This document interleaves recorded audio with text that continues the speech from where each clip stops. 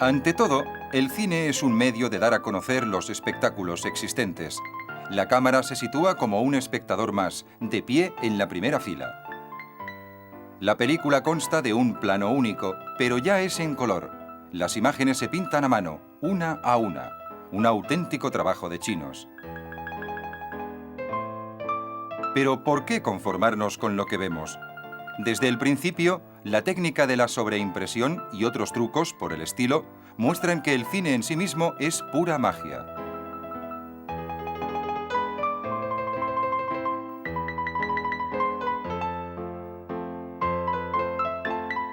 El cine juega tanto con las formas como con las dimensiones. Permite unos primeros planos imposibles de conseguir en el teatro. El sonido llegará después. Sin embargo, Edison ya intenta unir el fonógrafo con el cinematógrafo. Un poco después, Gaumont intenta una versión sincronizada del Cyrano. Monsieur de Bergerac fut avec un bête. Qu'est-ce que c'est que ça, s'il vous plaît? C'est le titre. Ok? Avec grâce, mon feu. Je fais lentement l'abandon du grand manteau qui me calfeutre et je tire mon espadon. Élégant comme Céladon, agile comme Scaramouche, je vous préviens, cher Myrmidon, qu'à la fin de l'envoi, je touche. El francés Émile Cohl mezcla alegremente actores y marionetas, objetos y dibujos, como en estas películas realizadas en 1908. Este antiguo ilustrador de prensa es uno de los padres de los dibujos animados, 20 años antes de Walt Disney.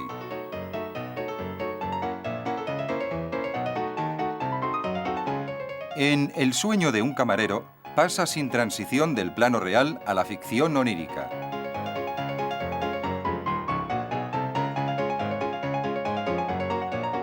Émile Cohl también se divierte pasando su película marcha atrás, como en La carrera de las calabazas. También inventa la técnica, imagen a imagen, con efecto sorpresa garantizado. Rápidamente todo está listo para que el cine pase de atracción a narración. El asalto al Gran Rápido, producido en 1903 por Edison, es una de las primeras películas del oeste. El relato se hilvana a través de una sucesión de escenas rodadas en distintos escenarios y decorados. Todo se pone al servicio de la acción. La cámara todavía no se mueve, pero cuando está bien situada puede hacer maravillas.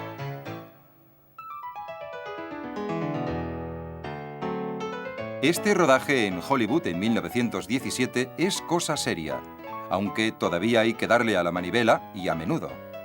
La película, encerrada en su receptáculo, alcanza ya los 300 metros de longitud.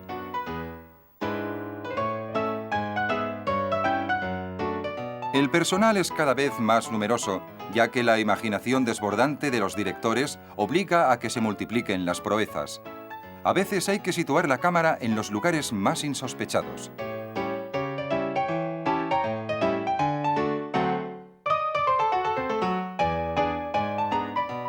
Los ayudantes están muy pendientes de todo, sobre todo cuando se rueda con actores difíciles de controlar.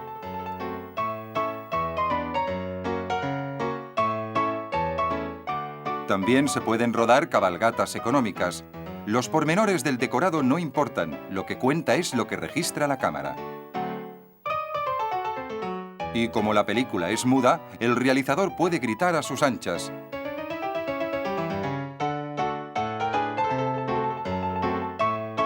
Las cámaras empiezan a tener movilidad, permitiendo así el traveling, otra novedad que facilita el rodaje de las escenas de acción.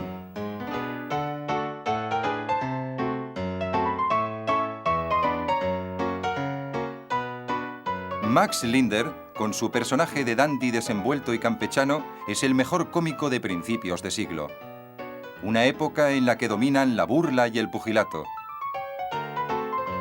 Uno de sus alumnos llevará su técnica mucho más lejos, lo que lo convertirá en el primer gigante de este nuevo arte.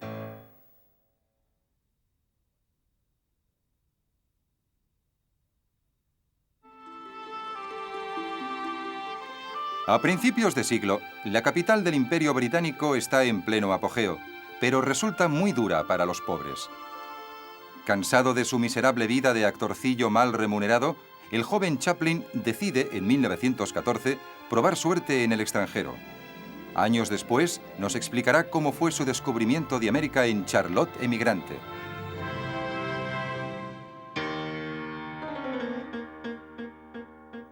Este cortometraje, rodado en 1914, esboza el personaje de Charlotte, el vagabundo que siempre sale mal parado, pero que sabe lo que quiere. Aquí, por ejemplo, intenta por todos los medios que lo capte el objetivo. El molesto actor pronto se tomará la revancha, ya que su éxito es inmediato. En 1916, Chaplin consigue su primer gran contrato con la Mutual y un salario de $10.000 por semana. Para el joven intérprete de 27 años, por fin llega el bienestar económico, pero sobre todo la libertad.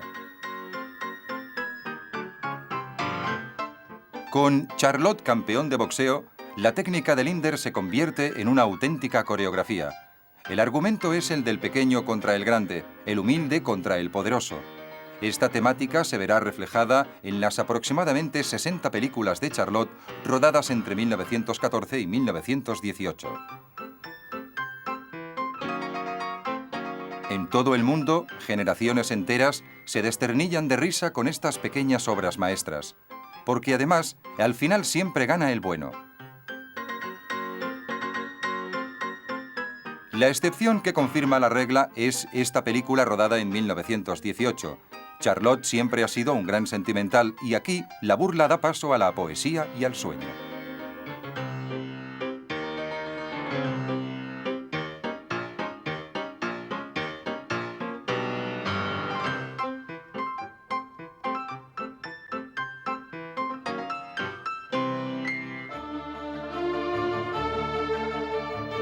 Se trata de oponer la dulzura del amor a la dura realidad de la guerra, encarnada por el malvado prusiano. Hay que incitar a los espectadores a que se comprometan con la libertad, a que colaboren los Estados Unidos en esta nueva guerra. De hecho, Charlotte es un buen patriota y un orador enardecido por la causa, al igual que su creador, que suele participar en mítines. Al finalizar la guerra, Chaplin funda junto con 3 amigos Artistas Asociados. Ahora ya tiene su propio estudio en Hollywood, La Brea, que muestra orgulloso a sus visitantes. Con tan solo 30 años se encuentra en la cumbre del éxito. Se acabaron los tiempos en los que tenía que chupar cámara. Ahora todo el mundo quiere codearse con él.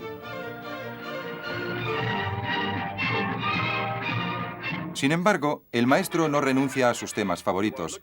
En tiempos modernos lleva a escena a un Charlotte desolado por la dureza de la vida, víctima de las infernales cadenas de montaje y esclavo de trabajos de poca monta. Este futuro gran clásico no tiene mucho éxito en el momento de su estreno en 1936, quizá porque es una película muda y eso para la época empieza a ser raro.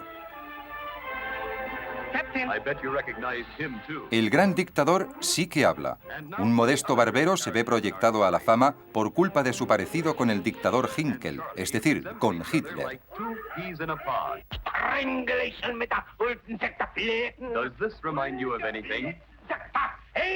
En 1940, Chaplin ataca el punto débil del fascismo, el ridículo. La película es un cóctel de efectos cómicos aplicados a temas dramáticos.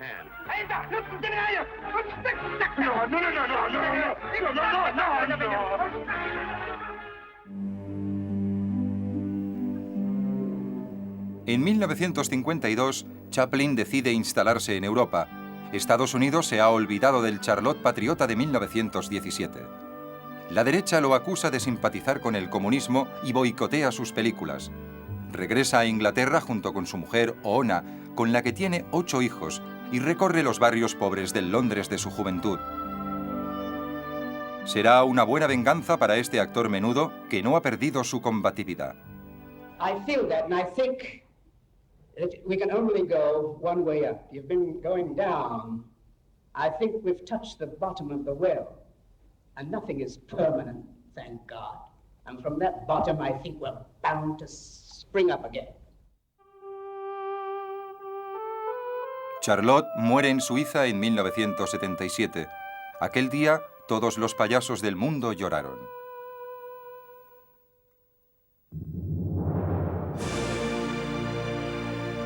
Después de Chaplin, el cine se centra en la epopeya. La película El nacimiento de una nación narra la saga de dos familias destrozadas por la Guerra de Secesión americana. Un fresco grandioso en el que se mezclan historia colectiva y destinos individuales. Es el primer largometraje de éxito, más de 2 horas y media de producción.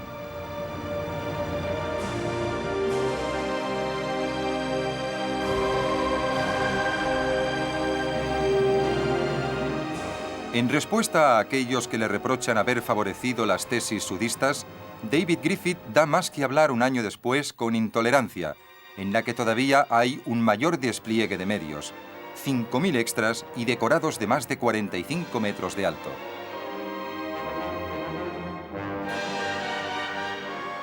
La película pone en escena 4 episodios de la historia, desde la Biblia hasta la época moderna, pasando por la vida de Jesucristo y la matanza de San Bartolomé, una sinfonía tumultuosa de agitación y violencia.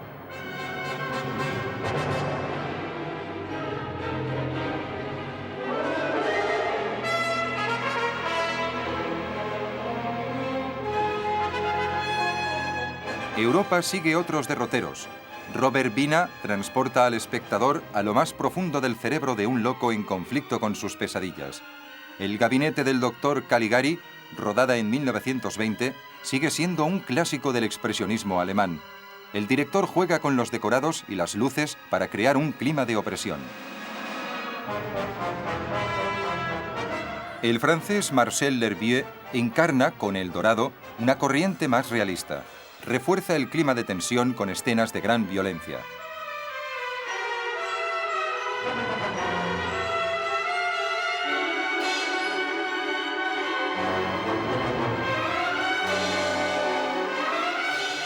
En una Europa que acaba de salir de la carnicería de la Primera Guerra Mundial, el cine explora el instinto asesino oculto en el inconsciente humano y la liberación que supone su consumación.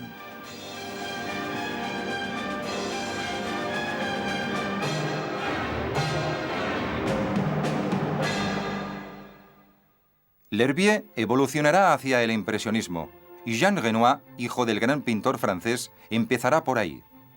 En La hija del agua, rodada en 1924, el que más tarde será el maestro del naturalismo, juega hábilmente con la cámara lenta para llevar a escena la fantasía.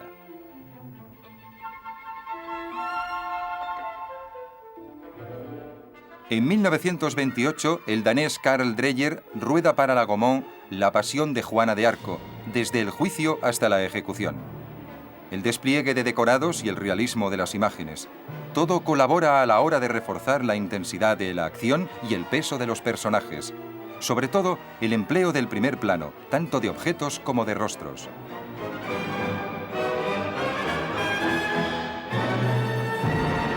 Este símbolo de opresión y de angustia marca la época.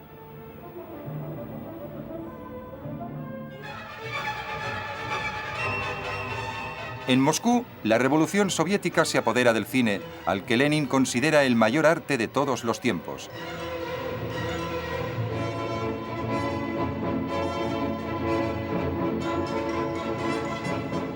La cámara se desplaza, corre, se mete por todas partes para seguir bien de cerca la realidad. En El hombre de la cámara, rodada en 1929 por Dziga Vertov, el cámara aparece como el primer especialista del cine.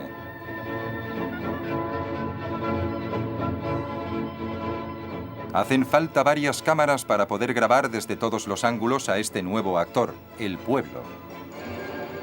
El montaje se convierte en una etapa fundamental.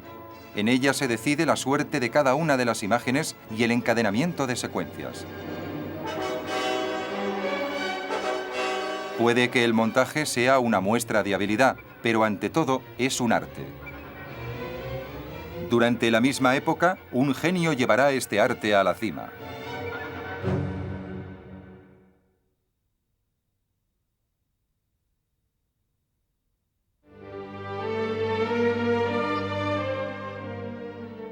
El joven Eisenstein, nacido en Letonia en el seno de una familia acomodada, es un estudiante sobresaliente.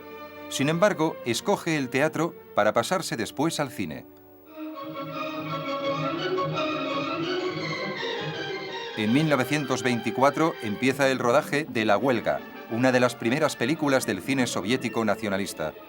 Con el fin de ilustrar la represión de una huelga por parte de la policía zarista, recorre a un montaje paralelo, un procedimiento que ya había empleado Griffith.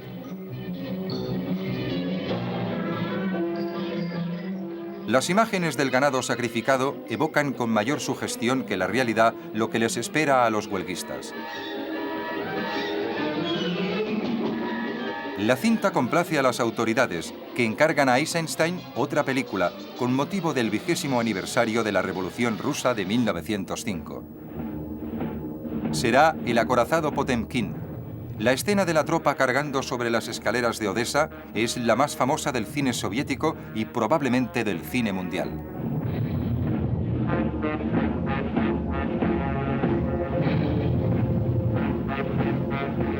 Resulta difícil creer, ante tamaña obra maestra, que su autor no tiene más que 27 años. Octubre es otro encargo oficial. 10 años después de la toma del Palacio de Invierno por los bolcheviques en 1917, Eisenstein reconstruye los hechos a su manera.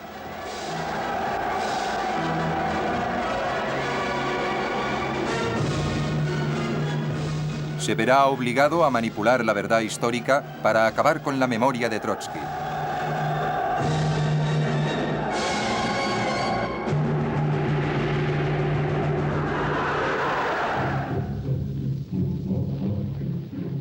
La línea general acompaña en 1929 la colectivización de los campos. Es otra obra de propaganda, otro mensaje ideológico sublimado por el poder evocador de unas imágenes excepcionales.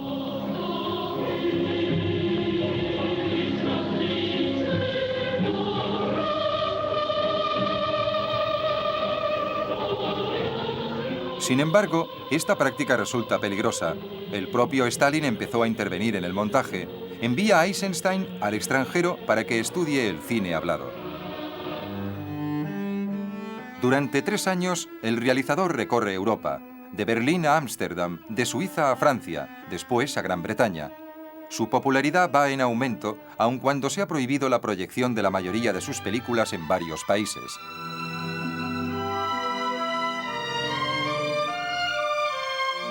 También cruzará el Atlántico para ir a Hollywood y después a México. Será en este último país donde ruede Que viva México. Sin embargo, sus desavenencias con el productor lo obligarán a partir. Jamás volverá a ver las imágenes de esa película. De regreso a la Unión Soviética, Eisenstein alcanza su consagración junto al compositor Prokofiev, con 2 obras maestras. Primero con Alejandro Nevsky, o la heroica historia del gran príncipe ruso del siglo XIII y su victoria sobre los caballeros teutónicos, acorralados en el lago Peipus y atrapados entre sus hielos.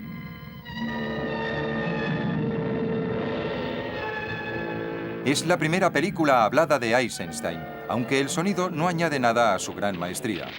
El maestro se siente más a sus anchas con el tema patriótico que con la ideología comunista.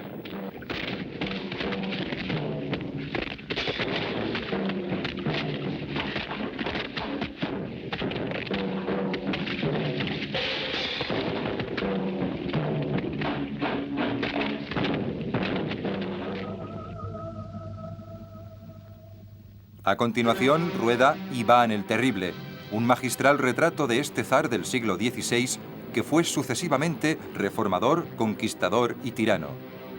Rodada durante la guerra, la película es una reflexión audaz sobre la opresión y la soledad en el poder.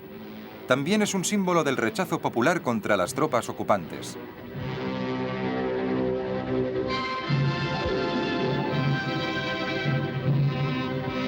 El problema es que Stalin se da por aludido y prohíbe la difusión de la segunda parte de Iván, rodada en 1946. Eisenstein muere en 1948, a los 50 años, cansado de tanto ataque y consumido por la enfermedad. Aquellos que lo censuraron se desvanecerán en el olvido. Su genio perdurará. think he does because the girl is swinging. It's when he holds them in his arms and calls them baby. 30 años después de su nacimiento, el cine experimenta su primera revolución. El sonido invade las pantallas.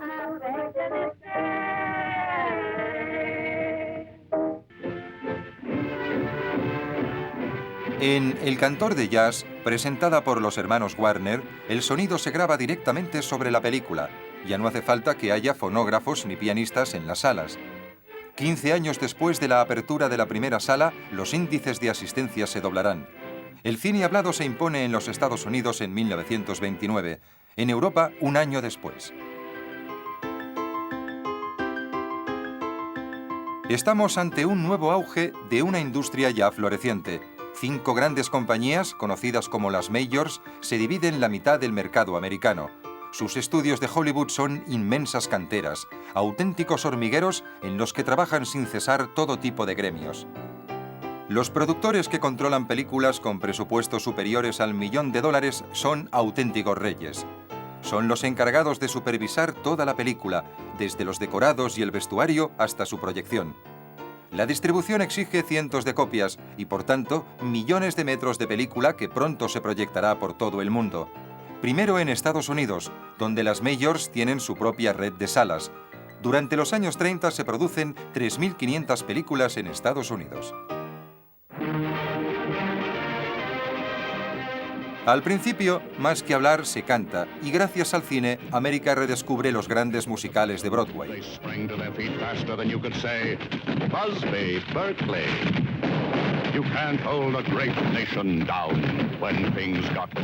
De lo que se trata es de olvidar la miseria de la Gran Depresión, tal y como explica esta cuña publicitaria de 1933. Superstars of the silver screen were dancing their little hearts out to bring a bit of cheer to a despairing people. Probablemente, al ser la única industria que funciona en un mundo en crisis, el cine no tiene ningún reparo en mostrar en sus pantallas personajes felices y con éxito. La fábrica de sueños crea música y evasión, amor y sentimientos. Wait until we walk into the lobby of the honeymoon hotel. The people loved it. It brought new meaning into their lives. They were the first motion pictures to deal honestly with man's search for identity, set to music. Sin embargo, el cine americano no siempre es tan empalagoso. También puede ser muy ácido. En Freaks, o La parada de los monstruos, Todd Browning opone la fealdad a la belleza y el cinismo a la bondad. Una película negra, hasta el punto de que su propio productor censura algunas escenas.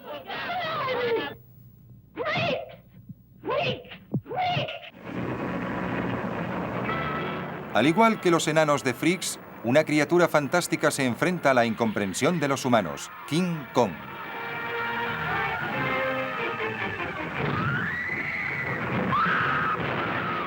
La mezcla sin igual de poesía y angustia hace que pasemos por alto la ingenuidad de los trucos. El tamaño del monstruo varía en una escena del 1 al 10 según los decorados. La epopeya alcanzará un hito histórico con Lo que el viento se llevó, rodada en 1939. En esta saga sentimental con la Guerra Civil Americana como telón de fondo, el productor David Selnick y su realizador Victor Fleming no escatiman en medios. La película dura cerca de 4 horas y es en color, gracias al Technicolor. Se convierte en el mayor éxito de la historia del cine, con 100 millones de espectadores solo en los Estados Unidos. Todas las jovencitas del mundo se identifican con Scarlett O'Hara. La gloria de Clark Gable es universal. Frankly, my dear, I don't give a damn. A truly great motion picture. Ese mismo año, John Ford dirige La diligencia, un clásico de las películas del oeste. Es tan clásica que respeta las 3 unidades de la tragedia antigua en torno a una única acción, el asalto de los indios a una diligencia. You wouldn't be much good in a fight, you jailbird. Oh, leave the kid alone, he's handcuffed. Esta película fascina a un joven locutor de radio que la irá a ver 30 veces, mientras él prepara para el cine su primera obra maestra.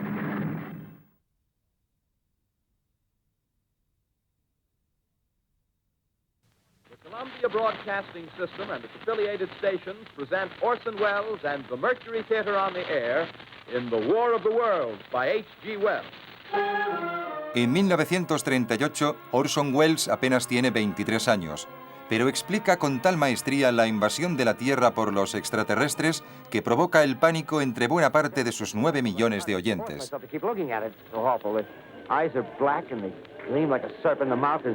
That's kind of V-shaped with saliva dripping from its rimless lips. It seemed to quiver and pulsate, and the monster, or whatever it is, can hardly move. It seems weighed down by possibly gravity or something. The thing's rising up now, and the crowd falls back. It seems... Todo el mundo exige a Orson Welles una explicación. El joven lo aclara todo con la soltura del actor consumado que ya es. Extremely surprised to learn that a story which has become familiar to children through the medium of comic strips and many succeeding novels and adventure stories should have had such an immediate and profound effect upon radio listeners. Ciudadano Kane, que se proyectó en 1941, lleva a escena la vida de un magnate de la prensa, megalómano y tirano. Cosa excepcional, la RKO da carta blanca al joven prodigio en su primera película, y él, a cambio, se mostrará original hasta en el tráiler. Thank you. How do you do, ladies and gentlemen?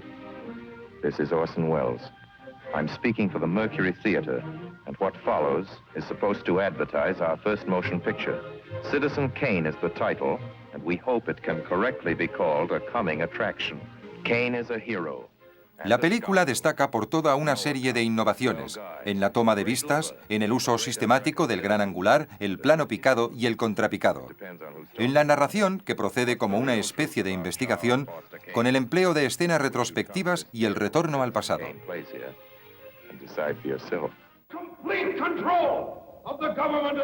Ciudadano Kane es la consagración del cine de autor, un término prácticamente desconocido en los Estados Unidos. También redime al realizador, promoviéndolo a la categoría de creador. Orson Welles es un hombre con muchos dones. Es el mago que hace aparecer animales para después dormirlos.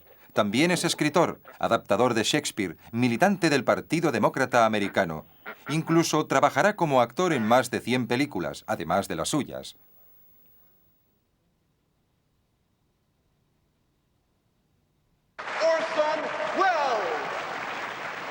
En 1975, el Instituto Americano del Cine lo condecora por el conjunto de su obra. And don't imagine that this raggle-taggle gypsyo is claiming to be free. It's just that some of the necessities to which I am a slave are different from yours. As a director, for instance, I pay myself out of my acting jobs.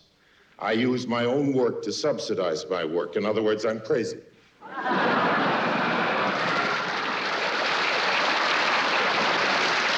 But not crazy enough to pretend to be free. But it's a fact that many of the films you've seen tonight could never have been made otherwise. Or if otherwise, well, they might have been better, but certainly they wouldn't have been mine. Orson Welles lo sacrifica todo por esta libertad, incluso cuando los productores ya no lo apoyan. Llega hasta el punto de dejar más de 15 largometrajes inacabados. Solo acabó 12. Un buen ejemplo será El mercader de Venecia, rodada casi en la clandestinidad en Roma a finales de los años 60.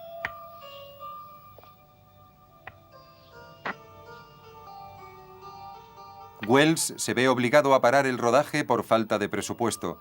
Para ahorrar con los extras, el maestro emplea varios maniquíes de cartón. A pesar de todo, su genialidad visionaria sigue intacta. There are never many, never enough of them, but there are men born into the world with a gaze fixed on the widest possible horizon. Men who can see without strain beyond the most distant horizon, into that unconquered country we call the future.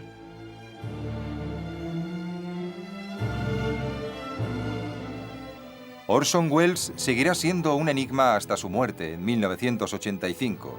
Hombre orquesta y solitario e incorregible, este hombre le queda un poco grande a su tiempo.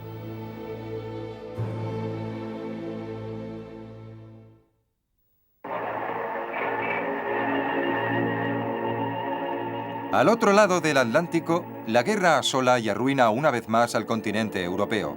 En El ladrón de bicicletas, de Vittorio De Sica, un parado al que la desesperación empuja a robar se enfrenta a una jauría de perseguidores bajo la atenta mirada de su hijo.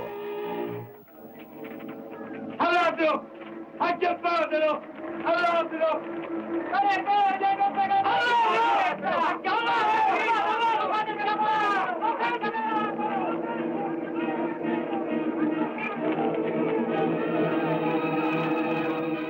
Para De Sica y los neorrealistas italianos, el argumento no importa tanto como la atmósfera y la densidad de las situaciones, sobre un trasfondo de protesta contra la miseria social.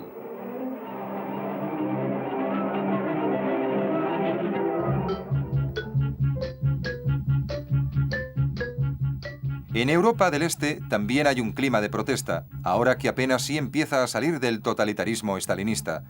En 1958, el joven polaco Roman Polanski denuncia a través de su obra alegórica Dos hombres y un armario la intolerancia de la que son objeto dos hombres procedentes del extranjero.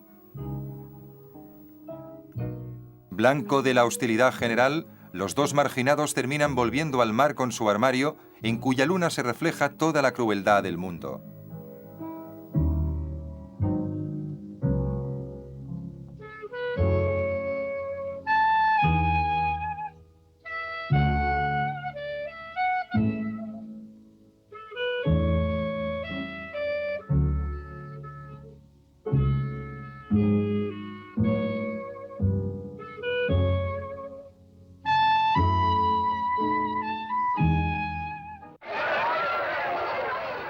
En Francia, Jacques Tati protesta a su modo contra las convenciones sociales y la estupidez colectiva.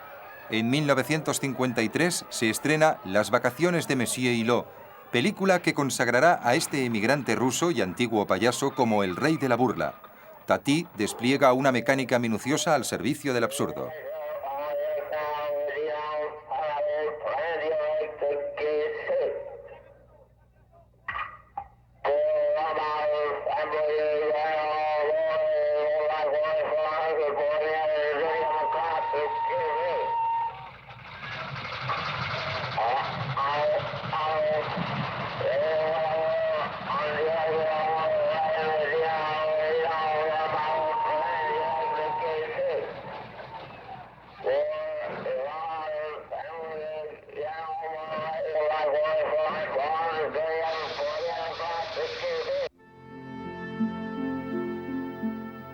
Diez años después, El desprecio se convierte en una obra que marca una tendencia.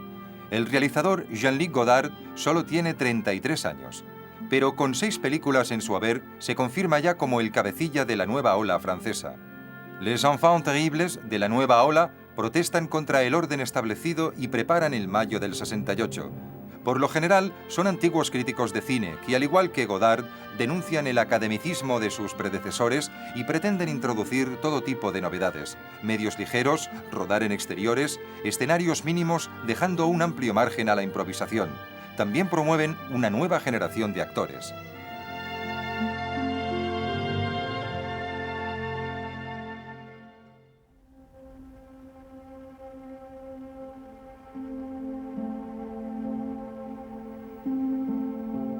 Luchino Visconti también es a su manera un contestatario. A sus 65 años, este descendiente de una gran familia lombarda, amante de la ópera y el teatro, cultiva con un esteticismo refinado el tema de la decadencia social y del crepúsculo de las civilizaciones. El director llevará este tema a las pantallas con gran fasto en 1971 con Muerte en Venecia, la historia de un amor imposible en un entorno devastado por el cólera.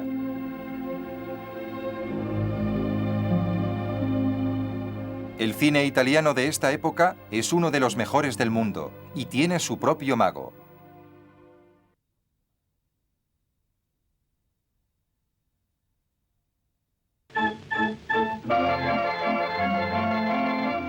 Federico Fellini, al que ya se conoce por La Strada, cambia de registro en La Dolce Vita de 1960. De aquí en adelante, sus películas serán una sucesión de frescos barrocos basados en recuerdos personales a los que dota de un carácter universal, como por ejemplo en Amarcord, una crónica de su infancia en el campo en su Emilia natal. Antiguo caricaturista de prensa, guionista y escritor, Fellini conoce todos los trabajos del mundo del cine. Reinará en exclusiva en el estudio 5 de Cinecittà, donde está a diario.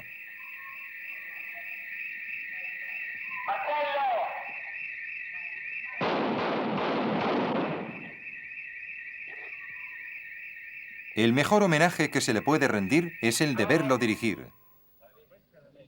Aspetti. Vai, Marcellino. Vai, fate scappare. Vai. Alzati.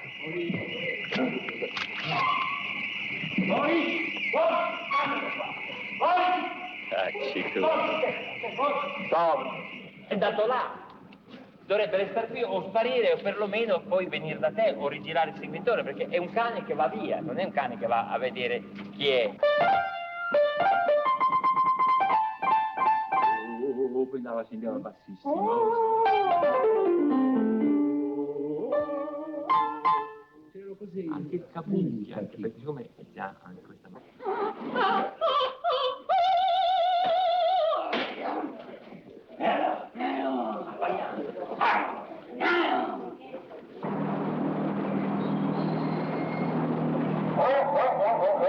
Siamo legati, vai Marcellino. Alzate le testine, alzate le... Ridete, parlate, ecco. Grazie, buonanotte. No, ma venite, bambini, senti, momento, venite qua, sentite? Ragazze, buonanotte. Donatella? Allora, accendi. Una prova completa. La vedi? Bene, chin up, a little bit chin up. Like, too much. Like this. Pronti? Pronti, maestro. Vai, effetti, treno. Vai. Bottle.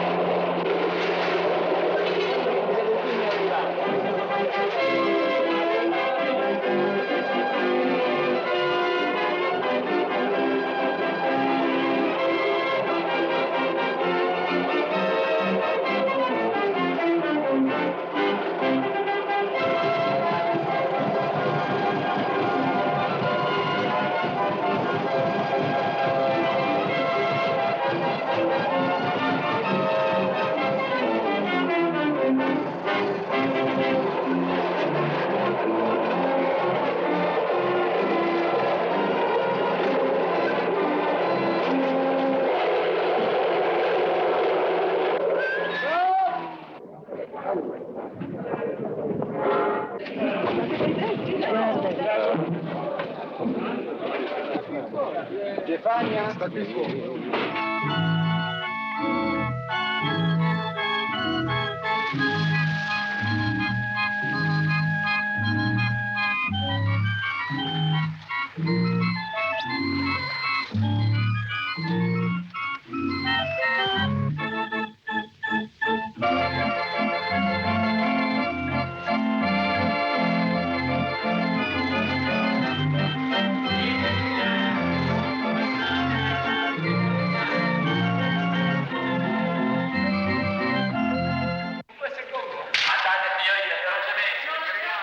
Creador prolífico, incansable y jovial hasta en el pesimismo, este hombre poseedor de 5 Oscars no lleva nada bien el auge de la televisión que, según él, vomita en una pantalla de pequeñas dimensiones millones de cosas que se anulan las unas a las otras.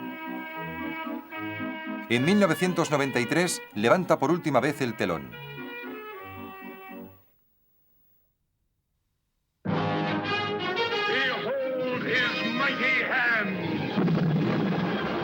La escena de Moisés partiendo las aguas del Mar Rojo da un nuevo ímpetu a las superproducciones de Hollywood. Los 10 mandamientos de Cecil B. DeMille reanuda con la epopeya épica los grandes decorados, los ejércitos de extras y la moral triunfante.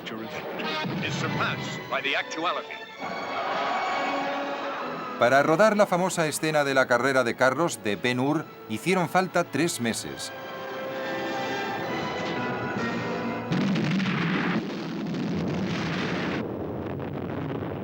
Durante esta época se favorecen las películas de aventuras y el tema del exilio. En ellas, el solitario héroe tiene una misión que cumplir. Rodada en 1962, Lawrence de Arabia encarna en el momento de la colonización el combate por la liberación de los pueblos.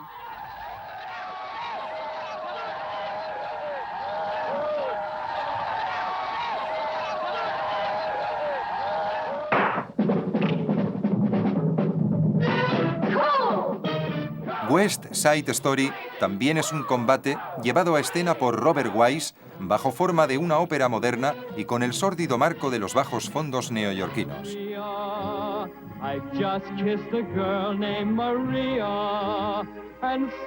La lucha entre 2 bandas rivales sirve de telón de fondo para una intriga amorosa inspirada en Romeo y Julieta.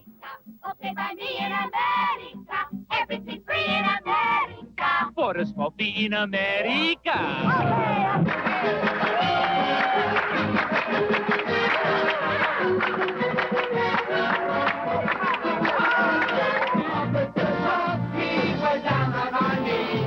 La coreografía de Jerome Robbins con música de Leonard Bernstein hace de esta película un éxito rotundo desde el momento de su estreno en 1961.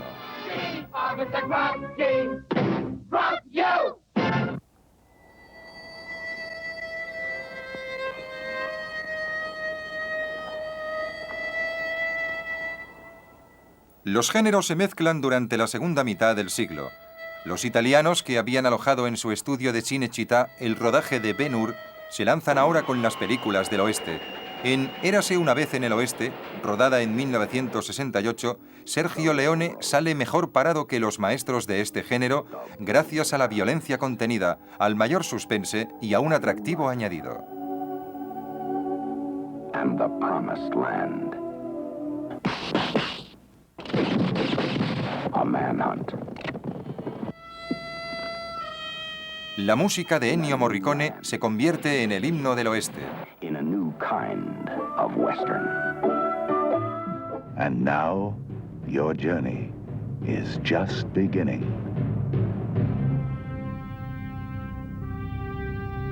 «2001, Odisea del espacio» es un ballet intersideral. Además de mostrar las extraordinarias hazañas de los astronautas de la NASA, la película de Stanley Kubrick es una deslumbrante sinfonía musical y visual. También es un relato filosófico, una especie de búsqueda heroica del Santo Grial a través de las vertiginosas profundidades del espacio y el tiempo.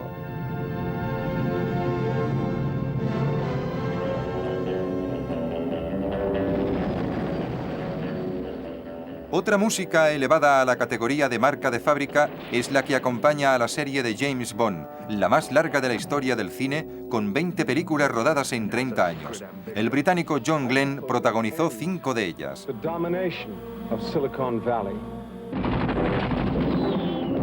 Con ayuda de sus inventos, el famoso agente 007 se enfrenta en un combate a muerte con las terribles fuerzas del mal y en unas circunstancias habitualmente inverosímiles.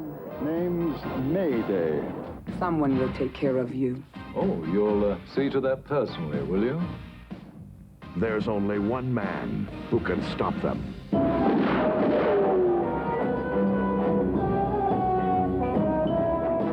¿Es el cine ante todo un arte destinado a los niños? Hay un hombre que está convencido de ello, y así lo demostrará.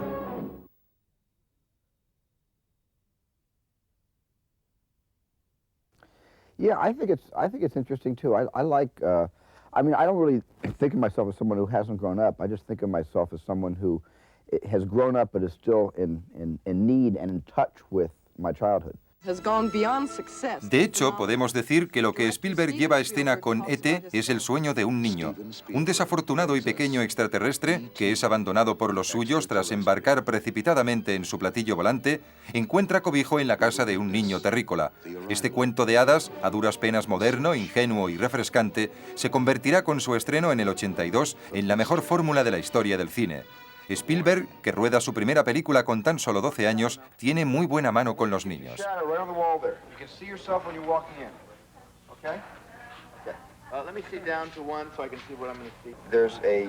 There's almost a psychic, you understand the word psychic? You know, ESP? Yeah. There's almost a psychic attraction.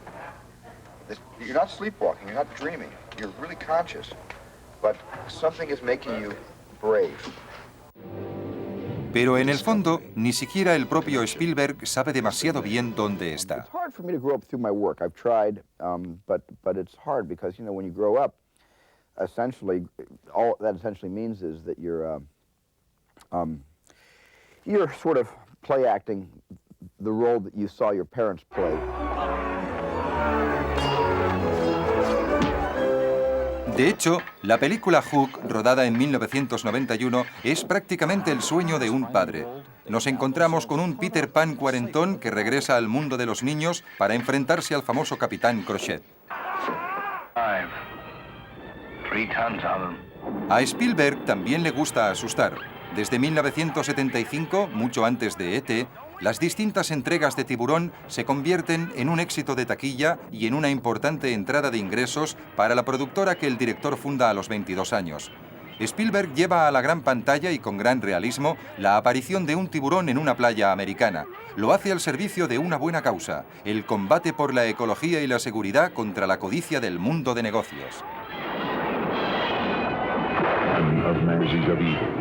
Can compare with the reality of Jaws. Here he comes. Go, please. Spielberg produce en serie. Indiana Jones y la última cruzada es la tercera entrega de las aventuras de un excéntrico profesor enfrentado a los nazis en un marco exótico.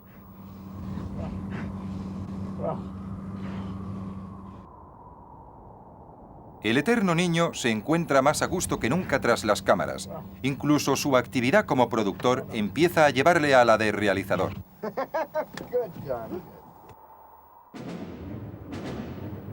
En 1993, Spielberg empieza a darle vueltas a una idea. About the idea that man has been able to bring dinosaurs back to Earth millions and millions of years later, and what happens when the dinosaurs and man, you know, for the first time come together after so much time. Perhaps we were not meant to create. Parque Jurásico es la primera película de la historia cuya recaudación total supera los $1.000 millones. Pero Spielberg no se contenta con esto. Because often, you know, sometimes if you're told you're good at a certain thing, you don't want to stray away from that too far. And this was a departure for me.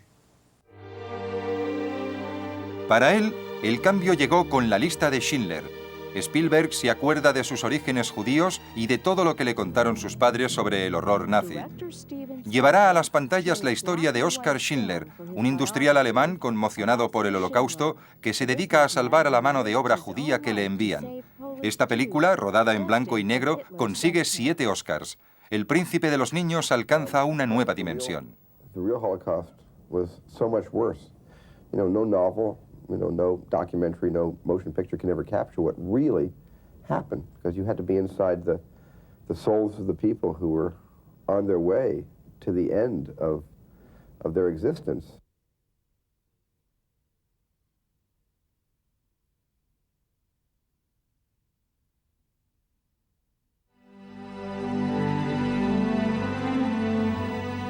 El IMAX se impone como el cine del futuro.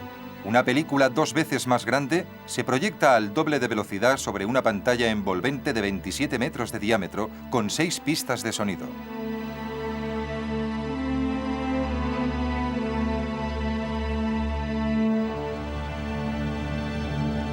Gracias a este procedimiento de origen canadiense, que sitúa al espectador en el centro de la acción, Vemos desde una nueva perspectiva las aventuras de los astronautas.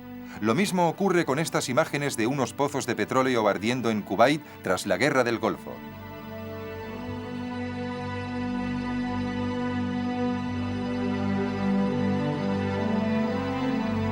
El IMAX también existe en 3D.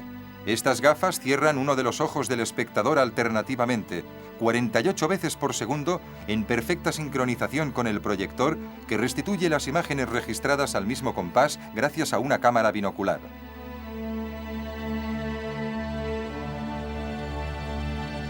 En 1993, el francés Jean-Jacques Zanot rueda una película en 3 dimensiones para el IMAX, Las alas del coraje, una ficción consagrada a los pioneros de la aviación.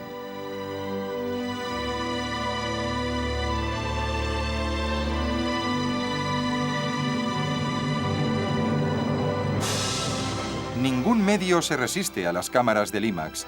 ¿Qué podría ser más conmovedor que esta mirada del siglo XXI descubriendo los restos del Titanic en el fondo del océano?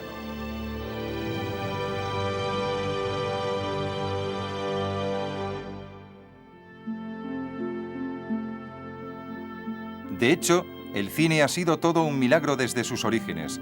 ¿Sabían que estas imágenes de Venecia en color real se rodaron en 1912, precisamente el año del naufragio del Titanic? En esta época ya se había dejado de usar lo que se conocía como el cronocromo de la Gaumont y esta película no se había vuelto a ver prácticamente desde entonces. Al igual que las imágenes de Honfleur y de Trouville, con sus barqueros.